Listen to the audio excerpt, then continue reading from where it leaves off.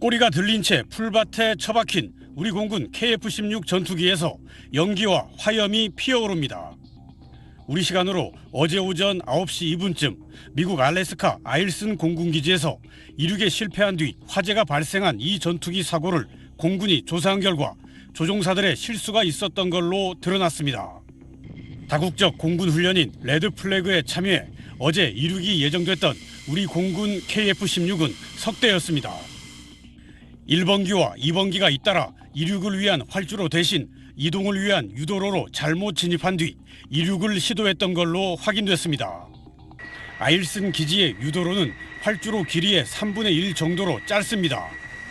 1번기는 짧은 유도로에서 이륙까지 운 좋게 성공했지만 사고가 난 2번기는 실패했던 겁니다.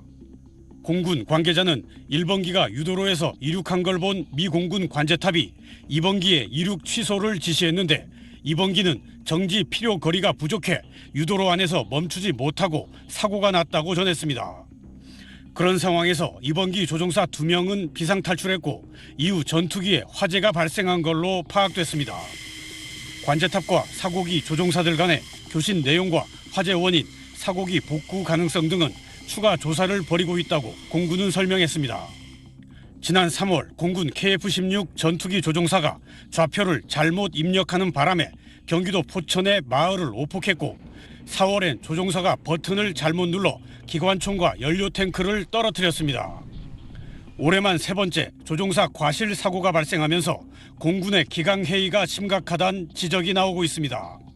SBS 김태훈입니다. 대구 구암공원 인근 주차장입니다.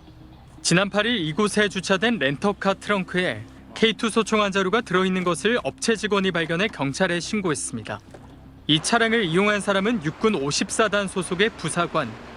신병을 인솔하기 위해 공유 차량 서비스를 이용한 건데 인솔자와 신병 모두 소총이 실려 있다는 사실을 까맣게 잊어버린 채 차에서 내린 겁니다. 분실된 소총은 4일 동안이나 트렁크에 방치되어 있었습니다. 누구나 이용할 수 있는 공유 차량이어서 하마터면 분실 사고로까지 이어질 수 있었습니다. 군 당국은 경찰로부터 신고사항을 전달받은 뒤에서야 현장으로 출동해 K2 소총을 수거했습니다. 신병이 자대 배치를 받은 뒤 사흘이 지나도록 부대에서도 총이 사라진 사실을 전혀 몰랐습니다. 총기는 불출 대장이 작성이 되어야 되고 그런 부분들이 시스템화되어 있습니다. 현재 그런 부분들을 포함해서 군수사기관에서 조사 중에 있습니다. 군인이 잃어버린 총을 민간인이 찾아준 황당한 사건. 군 기강회의가 도를 넘었다는 비판을 피할 수 없게 됐습니다. TBC 안상혁입니다. 지난 18일 밤 8시 13분 공군 원주기지를 이륙한 KA-1 공중통제 공격기가 야간 모의사격 훈련 도중 기총포드, 즉 기관총 탑재 케이스 2개와 외장 연료 탱크 2개를 지상으로 떨어뜨렸습니다.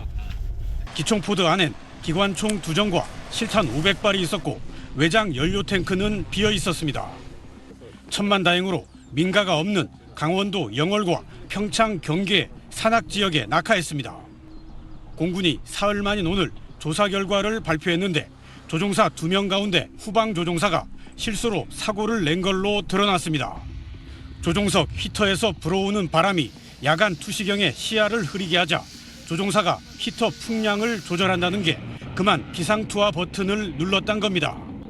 송풍구는 지름이 약 3.3cm 정도, 그리고 비상투하 버튼은 약 3.5cm 정도 이제 모양과 크기가 유사한 형태고 위치도 비슷한 위치에 있다 보니까 비상투하 버튼을 누르면 안전을 위해 전투기 외부의 장비들을 떨구게 돼 있어 KA-1에서 연료 탱크와 기총 포드가 떨어진 걸로 파악됐습니다.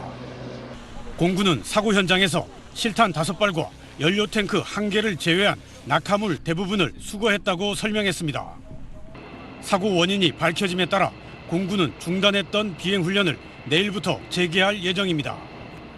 지난달 6일 공군 전투기가 경기도 포천 민가에 오폭 사고를 낸 지 43일 만에 또 조종사 과실로 사고를 낸 터라 공군의 기강회의가 심각하다는 비판이 커지고 있습니다. SBS 김태훈입니다. 군 비행장에 있는 헬기에서 검은 연기가 피어올랐고 까맣게 타버린 틀만 남았습니다. 오늘 오후 1시쯤 경기도 양주시에 있는 육군 비행장에서 화재가 발생했다는 신고가 접수됐습니다. 육군 지상작전 사령부에서 운용한 무인기가 비행장에 착륙한 뒤 지상에서 이동하다가 경로를 이탈하더니 서 있던 헬기를 그대로 들이받은 겁니다. 다행히 헬기 안엔 사람이 없어 인명 피해는 없었습니다. 불은 20여 분 만에 꺼졌지만 헬기와 무인기 다 전소됐습니다. 사고 무인기는 길이 8.5m, 폭 16.6m 크기로 주로 서해 북방 한계선 주변에서 대북 감시용으로 운용됩니다. 북한의 GPS 교란 등은 없었던 것으로 전해진 가운데 군은 자동 착륙 기능이 있는 해당 무인기가 왜 오작동을 일으켰는지 조사하고 있다고 밝혔습니다.